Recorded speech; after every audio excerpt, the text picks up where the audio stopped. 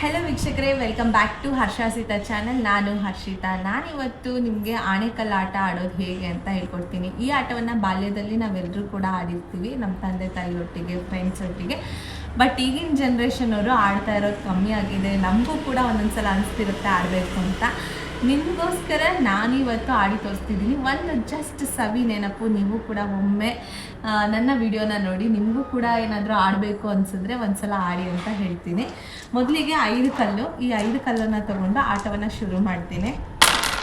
ಕಲ್ಲನ್ನು ಈ ರೀತಿ ನೀಟಾಗಿ ಎಸೆದು ಒಂದೊಂದನ್ನೇ ಎತ್ತಬೇಕು. ಪ್ರತಿಯೊಂದನ್ನು ಎತ್ತಬೇಕಾದ್ರೂ ಮತ್ತೊಂದಕ್ಕೆ ಅದು ಟಚ್ ಆಗಬಾರ್ದು. ಟಚ್ ಆದರೆ ಔಟ್ ಆಗ್ತಾರೆ ಅಂತ ಅರ್ಥ. ನೆಕ್ಸ್ಟ್ 2 ಕಲ್ಲನ್ನು ಮೇಲೆ ಎಸೆದು 2 ಕಲ್ಲನ್ನ ಎತ್ತಿದ್ವಿ. ನೆಕ್ಸ್ಟು 3 ಕಲ್ಲು.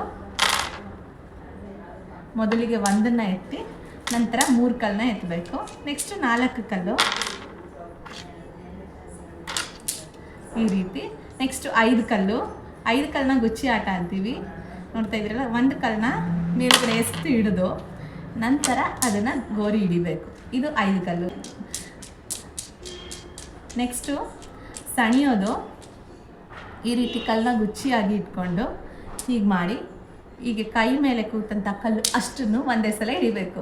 ಇದು ಎಕ್ಸ್ಪೀರಿಯನ್ಸ್ ಇರೋರು ಮಾತ್ರ ಆಡೋಕ್ಕಾಗೋದು ಈ ರೀತಿ ಗುಚ್ಚಿ ಆಟ. ನಾನು ಒಂದೇ ಸಲ 5 ಕಲ್ಲನ್ನ ಕೂಡ ಸಣ್ದಿದ್ದೀನಿ. ನನ್ನ ಬಾಲ್ಯದಲ್ಲಿ ನಾನು ನನ್ನ ಅಮ್ಮನ ಒಟ್ಟಿಗೆ ಮತ್ತು ನನ್ನ ಸ್ನೇಹಿತರ ಜೊತೆ ತುಂಬಾ ಆಟ ಆಡಿದ್ದೀನಿ. ಅವಾಗೆಲ್ಲ ಆಟ ಆಡ್ತಿದ್ವಿ. ಈ ಆಟ ಆಡೋದ್ರಿಂದ ಮಕ್ಕಳಿಗೆ, ಅದರಲ್ಲೂ ಎಕ್ಸ್ಪೆಷಲಿ ಹೇಳಬೇಕು ಅಂದರೆ, ಮೈಂಡ್ ಚುರುಕಾಗುತ್ತೆ. ತನ್ನ ಮೈಂಡ್ ಮತ್ತು ಕೈ ಎರಡು ಒಟ್ಟಿಗೆ ವರ್ಕ್ ಆಗೋಕ್ಕೆ ಸ್ಟಾರ್ಟ್ ಆಗೋದ್ರಿಂದ ಅವರ ಚುರುಕುತನ ಹೆಚ್ಚಾಗುತ್ತೆ.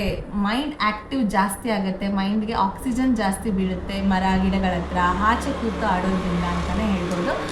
ನಿಮಗೇನಾದರೂ ನನ್ನ ವಿಡಿಯೋ ಇಷ್ಟ ಆಗಿದ್ದರೆ ಈ ಕೂಡಲೇ ಶೇರ್ ಮಾಡಿ, ಲೈಕ್ ಮಾಡಿ ಹಾಗೂ ಸಬ್ಸ್ಕ್ರೈಬ್ ಮಾಡಿ.